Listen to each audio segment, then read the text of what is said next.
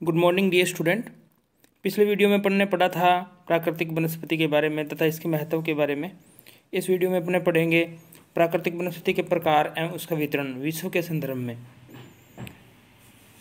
वनों को प्राकृतिक वनस्पति से पृथक कर अध्ययन करना संभव नहीं है, क्योंकि वे प्राकृतिक वनस्पति की संरचना के मूल घटक हैं। अतः वनों का अध्ययन प्राकृतिक वनस्पति के साथ ही करते हैं। पृथ्वी पर विद्यमान भौगोलिक विविधताओं के कारण सर्वत्र समान प्रकार की वनस्पति नहीं पाई जाती। वनस्पति का प्रकार जलवायुवीय दशाओं तथा उच्चावत से प्रत्यक्ष रूप से नियंत्रित रहता है। इसी कारण भूमध्य रेखा से उच्च अक्षांशों की ओर वर्षा और तापमान में क्रमशः कमी आने के कारण वनस्पति की प्रकृति बदलती जाती है। इसी प्रकार उच्च तापमान व पर्याप्त वर्षा वाले क्षेत्रों में स्थित होने पर ऊंचाई पर जाने पर उच्च अक्षांशों के सदृश वनस्पति मिलती है। उदाहरण के लिए देखें तो हिमालय में 2400 से 3600 मीटर की ऊंचाई पर कोणधारी वनस्पति पाई जाती है। इस प्रकार जलवायु दशाओं, भौगोलिक स्थिति, जल की उपलब्धता आदि कारकों के आधार पर पृथ्वी की संपूर्ण वनस्पति को निम्नलिखित कारकों में विभाजित कर सकते हैं। पृथ्वी की वनस्पति को हम 8 भागों में बांटेंगे। इनमें है उष्णकटिबंधीय सदाबहार वन, जो भूमध्य रेखा के आसपास पाए जाते हैं। दूसरे हैं मानसूनी पतझड़ वन, उष्णकटिबंधीय सवाना वन, भूमध्य सागरीय वन, मध्य अक्षांशीय या शीतोष्णकटिबंधीय वन। मध्य अक्षांशीय या शीतोष्णकटिबंधीय वनों को हम आगे भी 3 भागों में बांटते हैं: शीतोष्ण कटिबंधीय पतझड़ वन, शीतोष्ण कटिबंधीय कोणधारी वन या टेगा वन, शीतोष्ण कटिबंधीय घास क्षेत्र जिसे प्रेरीज, पंपास, कैटरबरी, स्टेपिस, ये कई भागों में इसको बांटते हैं। 6 नंबर है टुंड्रा वनस्पति, मरुस्थलीय वनस्पति तथा पर्वतीय वनस्पति। आज हम बात करते हैं उष्ण कटिबंधीय सदाबहार वनों के बारे में। ये अपनी पृथ्वी, ये अपनी भूमध्य रेखा 0 डिग्री अक्षांश रेखा। इस 0 डिग्री अक्षांश के ऊपर 10 डिग्री उत्तरी अक्षांश और 10 डिग्री उत्तरी अक्षांश और 10 डिग्री दक्षिणी अक्षांश, इस बेल्ट के अंदर ये वनस्पति पाई जाती है। उष्णकटिबंधीय सदाबहार वनों का विस्तार 10 डिग्री से उत्तर से 10 डिग्री दक्षिणी अक्षांशों के मध्य दक्षिण अमेरिका में अमेजन बेसिन, अफ्रीका के कांगो बेसिन एवं इंडोनेशिया के सुमात्रा, बोर्निया द्वीपों में, मलेशिया में पाया जाता है। इस प्रदेश में विषुवत रेखीय जलवायु पाई जाती है। अतः औसत वार्षिक वर्षा 200 सेमी से अधिक होती है। तापमान वर्ष भर 20 डिग्री सेल्सियस से अधिक रहता है। इस क्षेत्र में पेड़ पौधों के विकास हेतु अनुकूल दशाएं पाई जाती है। वनों के अत्यधिक सघन होने के कारण सूर्य की किरणें पेड़ों के नीचे धरातल तक नहीं पहुंच पाती है। सदाबहार वनों का ऊपरी भाग लंबी लंबी सघन लताओं में ढका रहता है। उष्णकटिबंधीय वन क्षेत्रों में 70% भाग पेड़ों का पाया जाता है। पादपों की अनेक जातियां पाई जाती है। कांगो बेसिन में पादपों की 6500, मलेशिया में 2000, अमेजन बेसिन में 4000 तथा पनामा नहर में 200 प्रजातियां पाई जाती है। इस क्षेत्र में आबूनस, आयरनवुड, रोजवुड, ताड़, महोगनी, रबड़, सिबा, पारानट, ऑयल पाम आदि वृक्ष पाए जाते हैं। उष्णकटिबंधीय क्षेत्रों में पाए जाने वाले वनों में निम्नलिखित विशेषताएं पाई जाती है: लकड़ी अत्यधिक कठोर होती है। वृक्ष अत्यधिक पास व सघन रूप में पाए जाते हैं।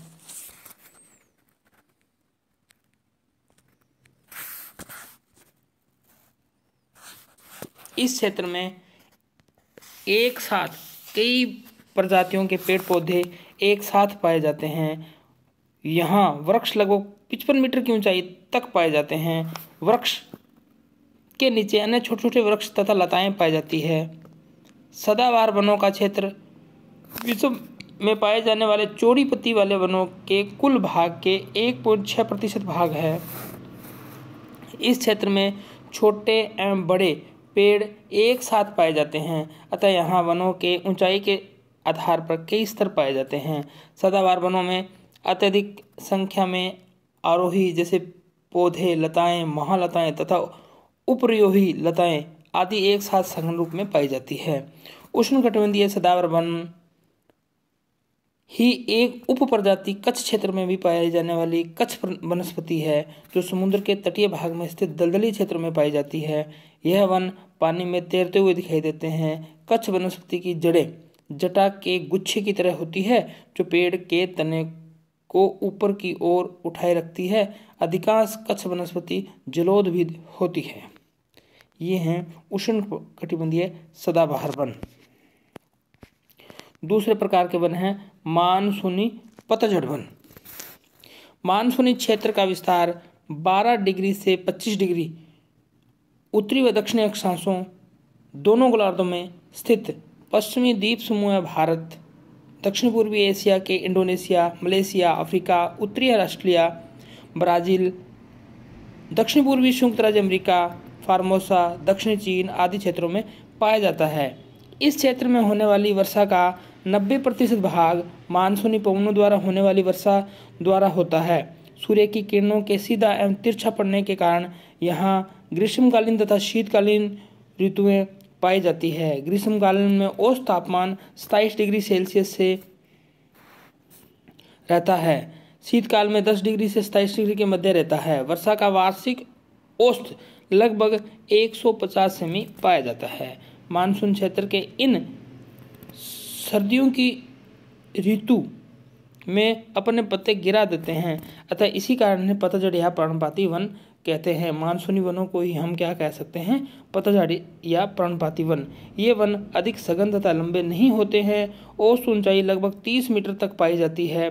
मानसूनी क्षेत्र में सागवान, साल, बरगद, पीपल, गुल्लर, शीशम, आम, महुआ, जामुन, नीम, मैंग्रोव, यूकलिप्टस, हल्दू, पलास, सेमल आदि वृक्ष पाए जाते हैं। मानसूनी क्षेत्र के इस भाग में जहां वर्षा का औसत 150 सेमी कम पाया जाता है, जहां बबूल, धोकड़ा, इमली आदि वृक्ष पाए जाते हैं। इनकी पत्तियां अत्यधिक छोटी छोटी होती है एवं झाड़ियां अधिक कांटेदार पाई जाती है।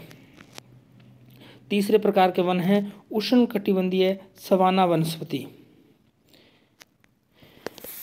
इसको हम आगे भी कई भागों में इसको बांट के पढ़ेंगे। सवाना वनों का विस्तार 8 डिग्री से 30 डिग्री उत्तरी व दक्षिणी अक्षांशों के मध्य दोनों गोलार्धों में पाया जाता है। सवाना शब्द की उत्पत्ति जवाना से हुई है, जो एक स्पेनिश शब्द है। इसका अर्थ है घास का मैदान। सवाना घास के मैदानों का विभिन्न क्षेत्रों में अलग अलग नाम जाना जाता है, जैसे ब्राजील के पठार पर स्थित घास को कैम्पोज, उष्णकटिबंधीय घास है कैम्पोज। ओरोनिको घाटी में लानोज, ये भी ब्राजील के पास है। एवं उत्तरी पूर्वी ब्राजील में पाए जाने वाले घास क्षेत्र को कटिंगा कहते हैं।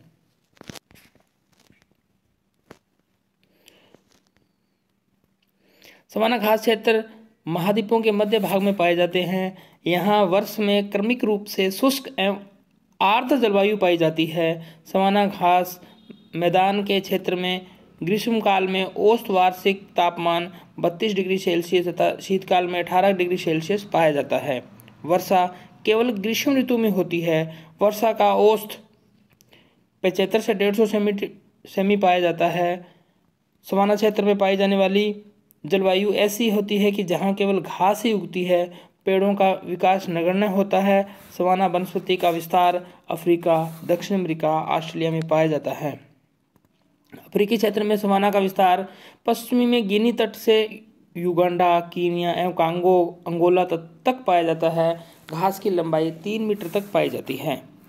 सवाना घास में प्रमुख 3 घासें पाई जाती है: सवाना जंगल, सवाना उद्यान और सवाना झाड़ियाँ। ब्राजील में भी सवाना घास 5 प्रकार की पाई जाती है: सवाना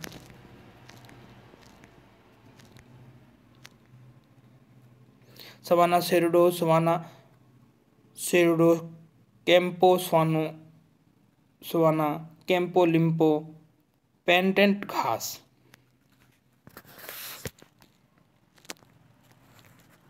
ये ब्राजील की घास है। ये विश्व में दर्शाया गया है भी कहाँ कहाँ पर ये अपने प्राकृतिक वनस्पति पाई जाती है। नेक्स्ट वीडियो में अपने पढ़ेंगे भूमध्य सागरीय वनस्पति। आज बस इतना ही, धन्यवाद।